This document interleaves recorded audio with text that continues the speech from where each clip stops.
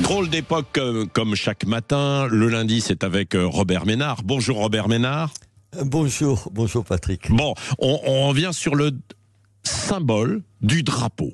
Pourquoi le symbole du drapeau ? Parce que on se souvient, il y a eu des manifestations il y a quelque temps où il y avait le drapeau français qui a été sifflé et hué, et puis le drapeau palestinien dans les manifestations, et ce drapeau qui va être porté au fronton de certaines mairies aujourd'hui, parce que ce soir, Emmanuel Macron va reconnaître officiellement l'existence d'un État de Palestine, et à cette occasion, certaines mairies ont voulu mettre ce drapeau à leur fronton. Que pensez-vous de ce symbole du drapeau, Robert Ménard ? Écoutez, je suis pas comme le ministre de l'Intérieur qui dit il ne faut pas qu'il y ait de drapeau sur les façades de l'hôtel de ville. Je me souviens, je vous le dis, d'avoir mis le drapeau ukrainien. Vous savez, comme on l'avait mis, vous vous rappelez, après l'intervention russe, sur plein de façades de plein d'hôtels de ville. J'ai mis le drapeau israélien au lendemain du 7 octobre et des massacres du 7 octobre. Aujourd'hui, mettre le drapeau palestinien sur la façade, par exemple, de mon hôtel de ville, c'est hors de question. Je vous ai fait parvenir, je sais pas si vous avez vu sur votre téléphone, la façade où j'ai mis, d'abord, il y a toujours quelque chose qui rappelle depuis le 7 octobre, le pogrom du 7 octobre, et puis j'ai mis des drapeaux français. Pourquoi ? Parce que il y a la polémique sur est-ce qu'il faut mettre des drapeaux sur les façades, des drapeaux étrangers sur les façades des mairies. Je vous dis, moi, ça m'intéresse pas, ce débat. Ce qui m'intéresse, c'est ce que ça veut dire aujourd'hui, le drapeau palestinien sur une façade de mairie. Ça veut dire quoi ? Ça veut dire que aujourd'hui on approuve la reconnaissance de la Palestine aujourd'hui aux Nations Unies par un certain nombre de pays, dont la France, et un certain nombre de pays à l'initiative du président Macron. Or, je pense que c'est pas seulement une faute politique, c'est une faute morale. Pas du tout, Patrick, parce que je suis contre la reconnaissance d'un État palestinien. Absolument pas, je pense qu'il faudra y arriver, mais pas maintenant. Pas maintenant, alors que le chef de l'État lui-même avait dit « Je ne reconnaîtrai, la France ne reconnaîtra un État de Palestine qu'à deux conditions. Un, la libération des otages. Ils sont où ? Ils sont libérés, les otages. Oui, mais il dit que c'est un premier pas vers ça, et que il fait cela évidemment pour qu'on aille vers la paix derrière.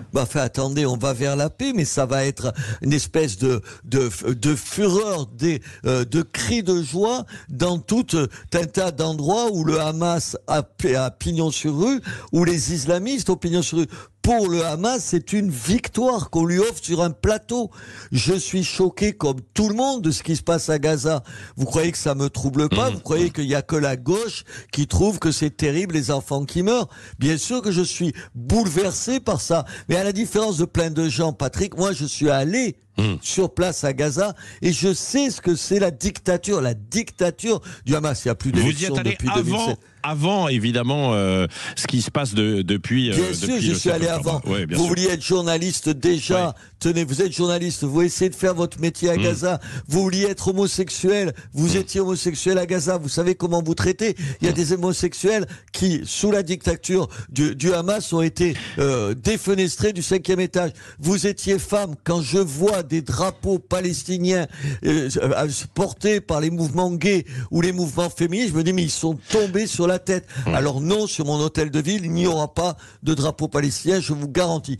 Pas parce que je mets tout le monde dans le même sac. Le peuple palestinien, il supporte aussi le Hamas. Mais aujourd'hui, c'est un coup de chapeau. C'est une victoire qu'on accorde à ceux qui ont fait un pogrom le 7 octobre. Bon, mais est-ce que vous n'auriez pas pu mettre, par exemple, comme sur la Tour Eiffel, drapeau palestinien, drapeau israélien, Robert Ménard ? Mais non, parce que c'est pas la même chose. Non. Parce que d'un côté, il y a un État, oui, il y a des dizaines, sûrement des dizaines de milliers de morts parce que c'est la guerre, mais non, d'un côté, il y a un État démocratique qui se défend comme il peut face à un groupe terroriste qui veut uniquement sa disparition.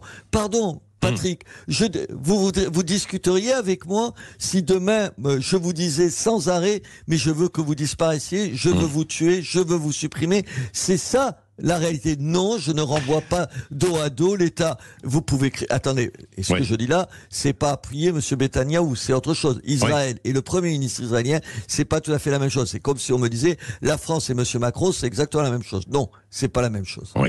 Merci Robert Ménard. Drôle d'époque, et vous revenez tout à l'heure dans le grand débrief de l'actualité à 8h30 face à Françoise Degois, qui elle, tout à l'heure à 8h10, viendra aussi sur le débat qui agite la société française autour de la taxe Zuckman. Et puis l'invité politique, tout à l'heure, Jean-François Aquili, comme chaque matin à 8h15 avec vous. Ce sera Nathalie Loiseau, la députée européenne d'Horizon, qui est secrétaire nationale à l'international du parti présidé par Édouard Philippe. Nous reviendrons bien sûr sur cette histoire de reconnaissance d'Israël.